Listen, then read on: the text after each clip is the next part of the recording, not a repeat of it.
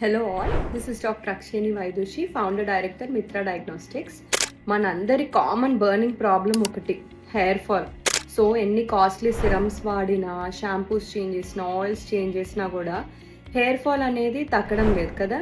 Because hair ఫాల్కి root cause అనేది ఒకటి ఉంటుంది. ఫర్ ఎగ్జాంపుల్ ఐరన్ డెఫిషియన్సీ అవ్వచ్చు, థైరాయిడ్ ప్రాబ్లమ్స్ అవ్వచ్చు, ఎనీ అదర్ హార్మోనల్ ఇంబ్యాలెన్సెస్ అవ్వచ్చు, స్ట్రెస్, స్లీప్లెస్నెస్, వైటమిన్ డెఫిషియన్సీస్ అవ్వచ్చు, post pregnancy, or most importantly crash diets. So ఇలా వేరియస్ అదర్ కండిషన్స్ ఉంటాయి ఫర్ హెయిర్ ఫాల్. అవి తెలుసుకోకుండా ఆర్ అవి ఐడెంటిఫై చేయకుండా పైన సిరమ్స్ రాసేసి అయ్యో నా హెయిర్ ఫాల్ తగ్గట్లేదు అనుకుంటే ఎలా?